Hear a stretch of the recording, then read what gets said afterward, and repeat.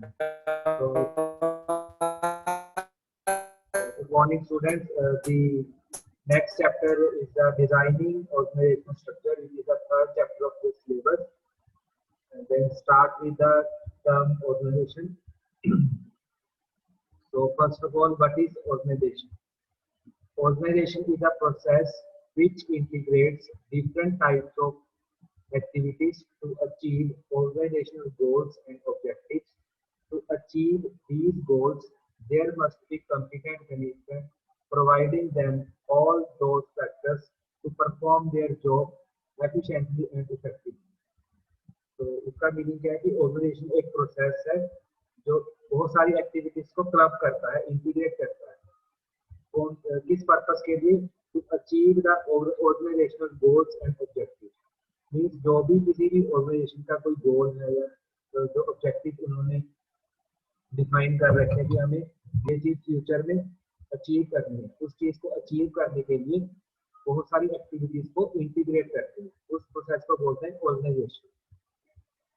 Then organization is a nothing but it is a process of integrating and coordinating the efforts of men, material for the accomplishment of set objectives. तो इसी line को थोड़ा सा change करके लिखा है कि ऑर्गेनाइजेशन में कुछ ऐसा कुछ खास फंक्शन नहीं है, but it is a process of integrating and coordinating the efforts of man and material. Means जो भी हमारे पास इनपुट रिसोर्सेज अवेलेबल है, लाइक मैन पावर है, मटेरियल्स हैं, ओके, इनपुट रिसोर्सेज जितने भी हैं, वर्कर्स हैं, स्किल्ड उनके वर्कर्स के स्किल्स हैं, टेक्नोलॉजी है, सबको यूज करके इंटीग्रेट करके सबको जो भी कंपनी के ऑर्गेनाइजेशन के जो भी ऑब्जेक्टिव्स हैं उनको कंप्लीट करना, ये क्या है? एक प्रोसेस है, उसको बोलते हैं ऑर्गेनाइजेशन। तो कुछ ऑथर्स ने अपनी डेफिनेशन दी है, इन डेफिनेशन को देखते हैं कि क्या क्या डेफिनेशन है। The first definition is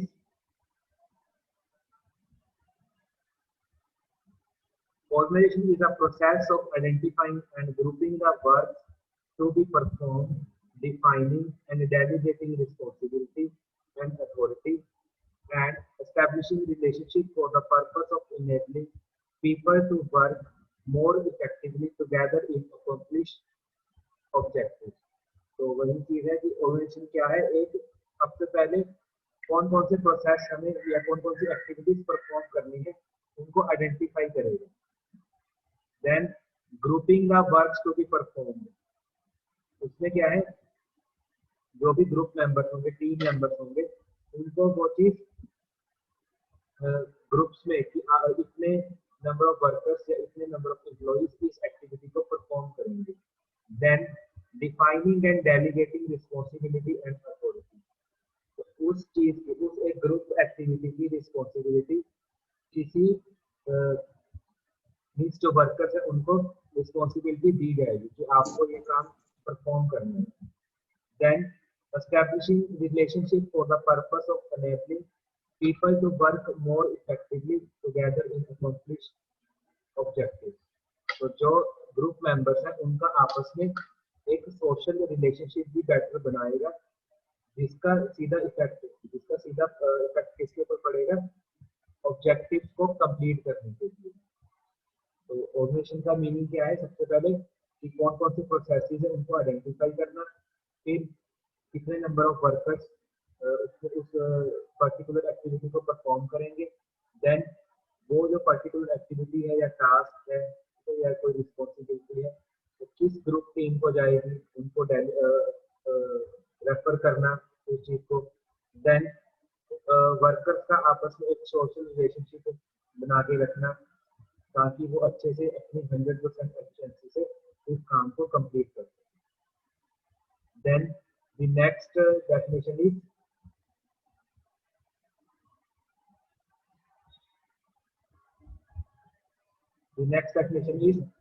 the organization is a structure in which harmonious interrelationship of functions and personnel is created through the process of grouping the work to be performed, allocating duties and responsibilities, and delegating authority for the purpose of realizing the objectives of the कि organisation एक structure है इस चीज का in which harmonious interrelationship of functions and personnel is created. तो different activities है, ठीक है, उनको क्लब करता है ऑर्गेनाइजेशन, किसके थ्रू, जो भी उसमें काम परफॉर्म करने हैं, जो भी उसमें वर्क या टास्क परफॉर्म करना है, allocating duties and responsibility, group team members को या ग्रुप लीडर को रिस्पॉन्सिबिलिटी एलोकेट की जाएंगी, ठीक है, कुछ ड्यूटीज परफॉर्म करनी है उनको। Then delegating authority for the purpose of realizing the objectives of the enterprise. तो जो ऑब्जेक्टिव अचीवमेंट देखने की जो हमने डिफाइन किए थे ऑब्जेक्टिव, वो हमारे फ्यूचर में जाके कंप्लीट हो भी रहे हैं, उसी डायरेक्शन में कंप्लीट हो रहे हैं, या कुछ उससे एरर आ रहा है या कुछ डेविएशन आ रही है। अगर कुछ डेविएशन आ रही है तो रीजन फॉर द डेविएशन हमें फाइंड आउट करने पड़ेंगे, क्या रीजन है जिनकी वजह से ये डेविएशन क्रिएट हुई है, और उन डेविएशन को किस तरीके से रिमूव करना है, वहाँ से हटाना है, ठीक है। These are the definitions of the organization. Start हमने क्या किया कि ऑर्गेनाइजेशन का मीनिंग क्या है, तो दो ऑथर्स की हमने इसमें डेफिनेशंस पढ़ी कि दो इसमें ऑथर्स के हमने नाम मेंशन किए थे, डेफिनेशन की मेंशन किए कि उन्होंने कौन कौन सी डेफिनेशन को डिफाइन किया था। Then next topic is nature of organization. Next topic is nature of organization. Then first is process. Organization is a process of defining, arranging, and grouping the activities of an enterprise and establishing the authority relationship among the persons performing these activities. तो process में क्या है, देखो organisation एक process है, define करता है कि कौन सा किस एक्टिविटी को परफॉर्म करना है, कि कौन सी एक्टिविटी है। अरेंजिंग मीन कौन सी एक्टिविटी पहले होगी, ठीक है, कौन सी बाद में होगी, मीन सीक्वेंस अरेंज करना उसमें। Then next is grouping the activity. अगर कहीं पे हमें ग्रुप मेंबर्स क्लब करने हैं या एक साथ चाहिए तो उनको कैसे ग्रुप कर सकते हैं एक्टिविटीज को। Of an enterprise and establishing the authority relationship among the persons performing these activities. तो जो भी persons या जो भी employees उस activities को perform कर रहे हैं, उनकी एक authority, उनकी एक responsibility बनेगी, ताकि उस जैसे हम बोलते हैं जवाब देगी। कल को आपको किसी ने हायर लेवल के मैनेजमेंट ने आपको कोई काम दिया, कोई टास्क दिया, ठीक है, कि आपको 10 दिन में तो ये टास्क कंप्लीट करके देना है। तो जिस वर्कर को ये काम असाइन किया गया है या जिस ग्रुप टीम को ये काम असाइन किया गया है, तो उसकी रिस्पॉन्सिबिलिटी बनती है कि कल को उसका आंसर देना है, कि आंसरेबल कौन होगा, ग्रुप टीम या टीम मेंबर्स होंगे या कोई एक ग्रुप लीडर होगा जो आंसरेबल होगा जो टास्क उनको परफॉर्म करने के लिए दिया गया है। Then it is a framework within which people associate for the attainment of objective। तो ये फ्रेमवर्क है, एक स्ट्रक्चर है, प्लेटफॉर्म है, जहाँ पे पीपल्स मींस एम्प्लॉइज में बहुत मैनेजमेंट भी आती है, प्लस वर्कर्स भी आते हैं, लेबर, सबको मिला के पीपल्स यहाँ पे टर्म जो है यहाँ डिफाइन की गई है। तो ये एक ऐसा प्लेटफॉर्म है जहाँ पे number of peoples associate for the attainment of an objective, किसी भी ऑब्जेक्टिव को कंप्लीट करना है।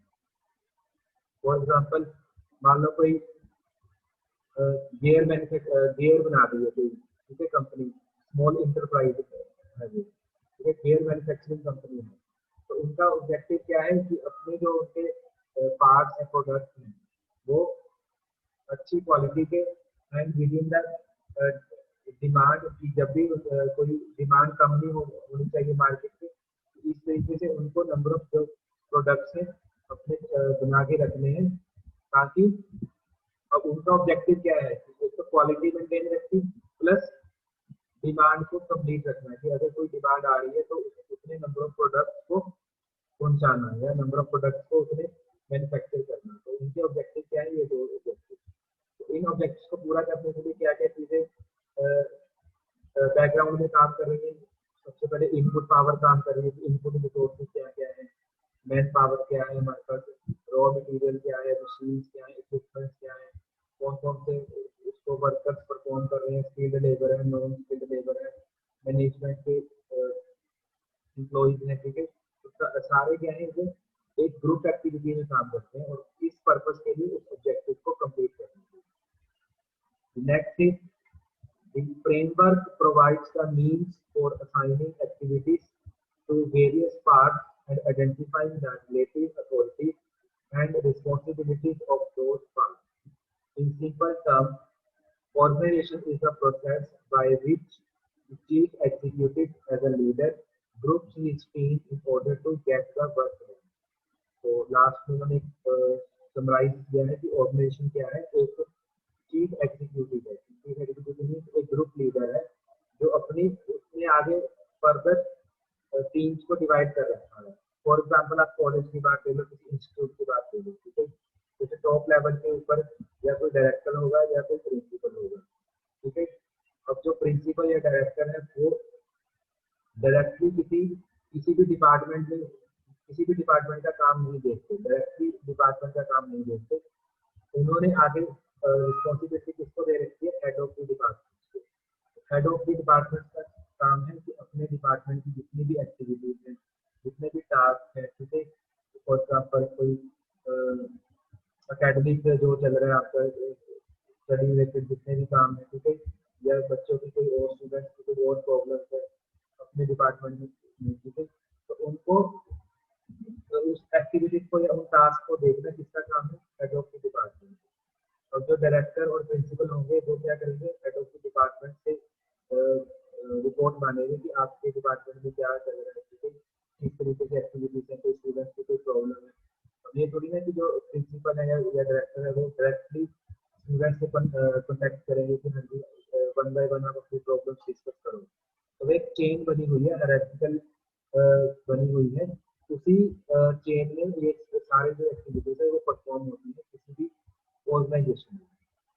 देन उसका क्या काम है, देखो चीफ एग्जीक्यूटिव है या तो ग्रुप लीडर है, उसने आगे अपनी टीम्स को डिवाइड कर रखा है।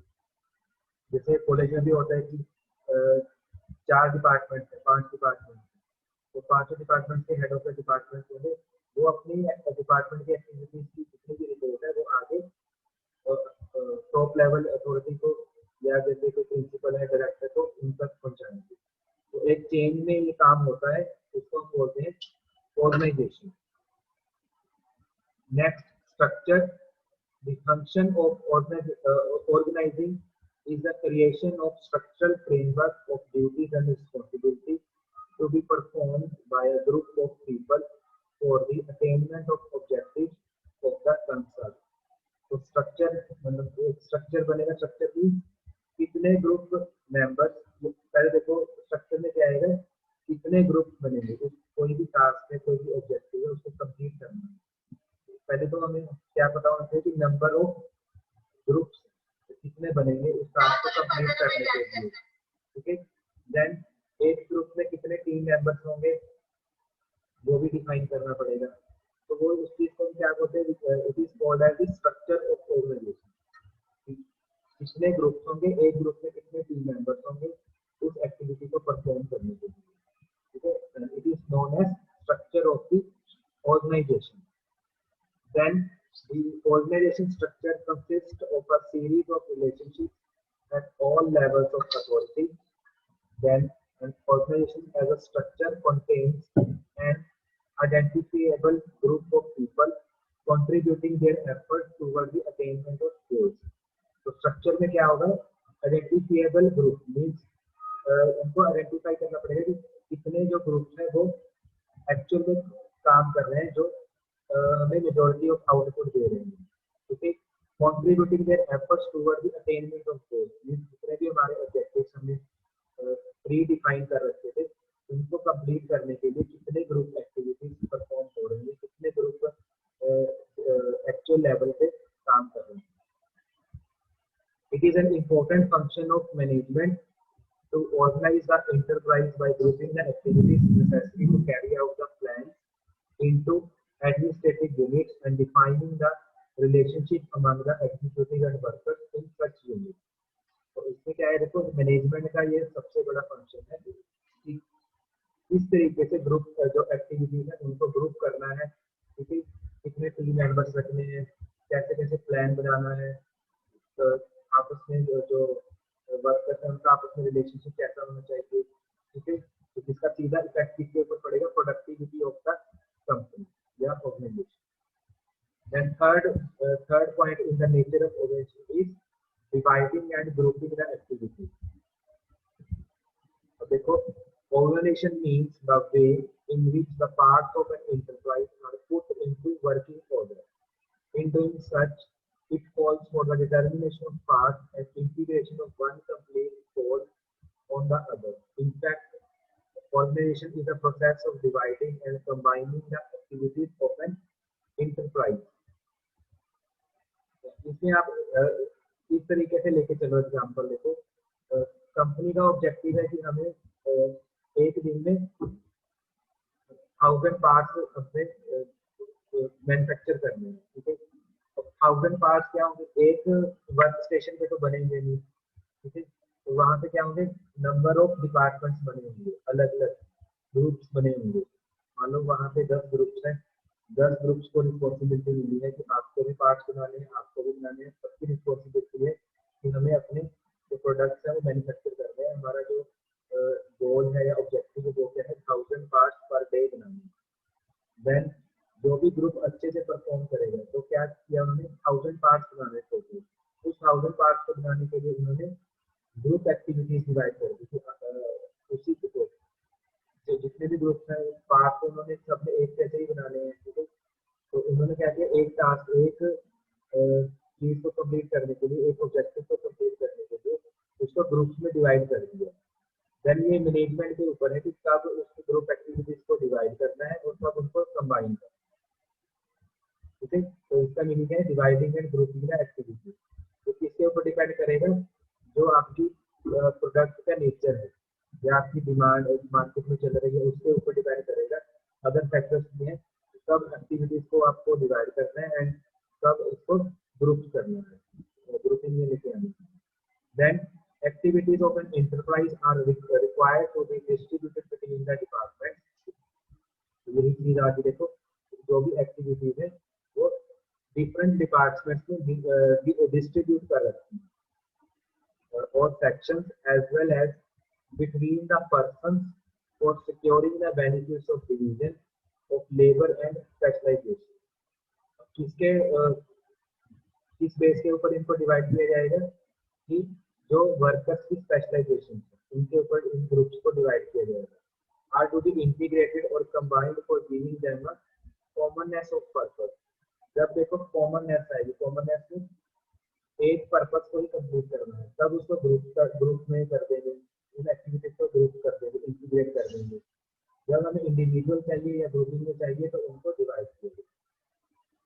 This is the nature of organization. Organization का नेचर है, मीन कभी भी उसको ग्रुप में भी काम करने को दिया जा सकता है, कभी उसको इंटीग्रेशन मीन्स कंबाइनिंग में भी काम किया जाए। नेक्स्ट क्या है, अकम्प्लिशमेंट ऑफ गोल्स और objective. An organization's structure has no meaning or purpose unless it is built around certain clear-cut goals or objectives. In fact, an organization structure is built up precisely because it is the ideal way of making a rational pursuit of objectives। यहाँ पे क्या देखो, जो organisation है उसका main motive क्या है, जो भी प्री डिफाइंड गोल्स हैं या ऑब्जेक्टिव है उनको पूरा करना है। अकम्प्लिशमेंट मीन्स कंप्लीट, उनको पूरा करना। तो ये क्या है, नेचर है इसका ऑर्गेनाइजेशन।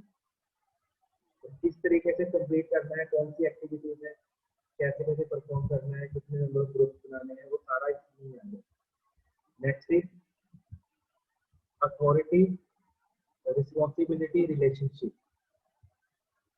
तो इसमें क्या देखो, an organization structure consist of various positions arranged in a hierarchy with a clear definition of the authority and responsibility associated with each of these।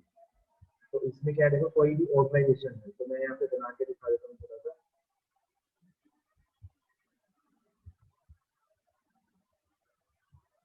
मान लो यहाँ पे कोई,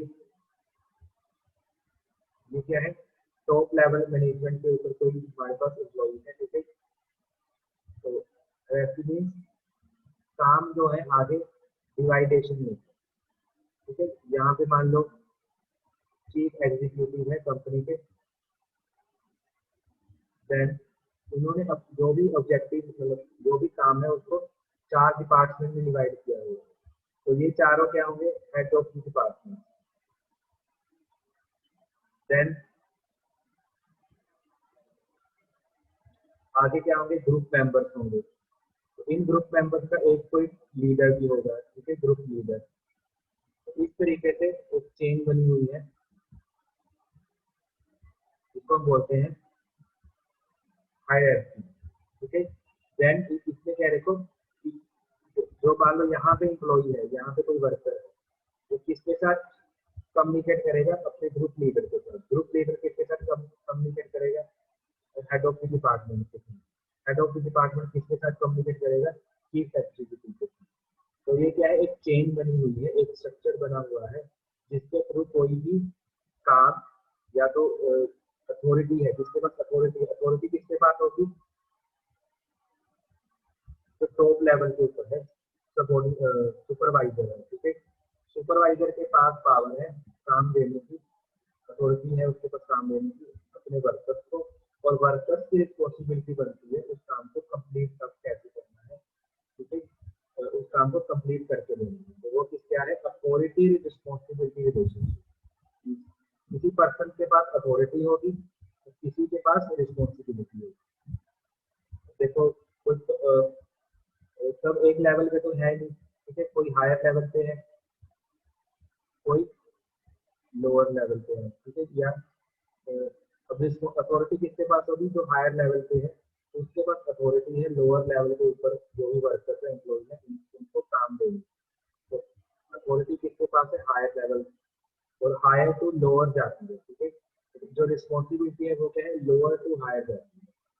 मतलब जिसको कोई काम असाइन किया गया है उसकी रिस्पॉन्सिबिलिटी है उस काम को रिपोर्ट देना या आउटपुट देना कि किस तरीके से हमारा काम चल रहा है, ठीक है, या उसकी ग्रोथ क्या है, वो सारी चीज की रिपोर्ट हायर लेवल तक देना, ठीक है। Then an enterprise cannot serve the specific purposes or goals unless some positions are placed above others and given authority to bind them by their decisions. In fact, organization is a quite often defined as a structure of authority responsibility relationship.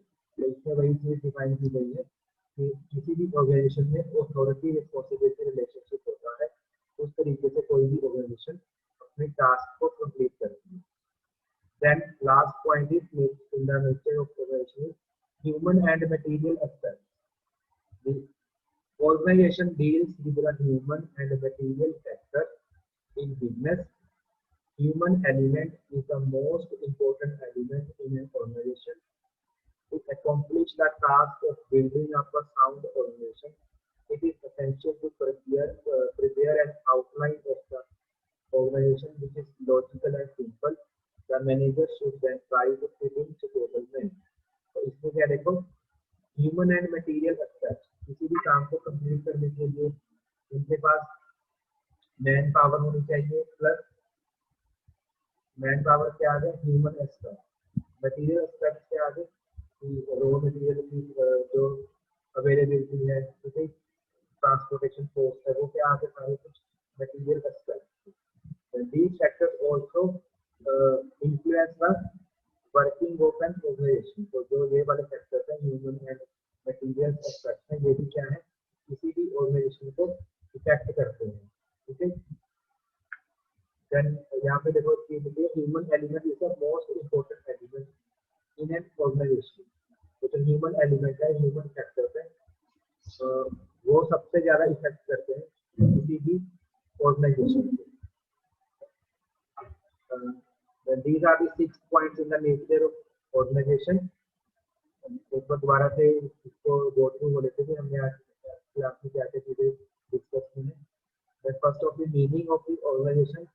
The organization is a process which integrates different types of activities to achieve organization goals and objectives. तो इसका का meaning है कि कोई भी organisation है उसका काम क्या है, वो एक प्रोसेस है किसी भी एक्टिविटीज को इंटीग्रेट करना, क्लब करना, कंबाइन करना ऑब्जेक्टिव्स और गोल्स को अचीव करने के लिए।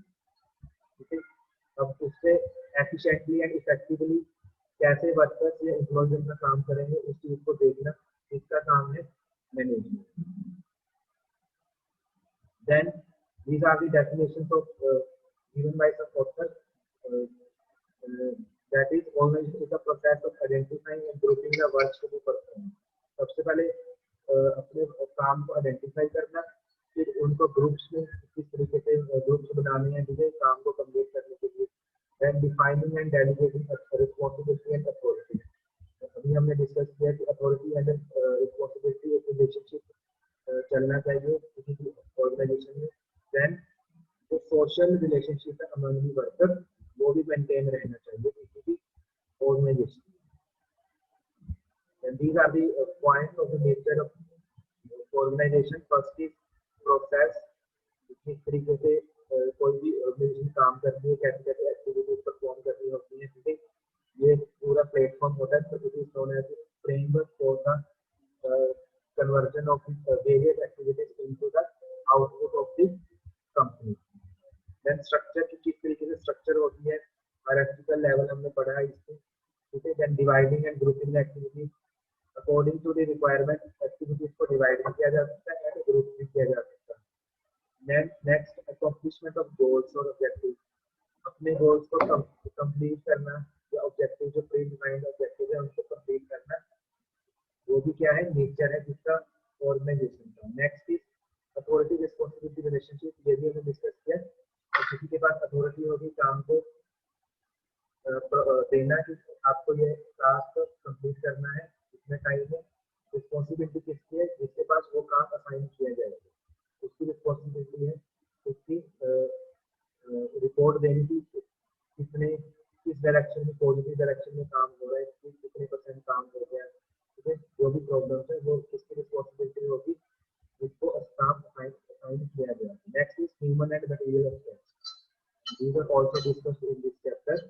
So in the next class we have discussed characteristics of organization.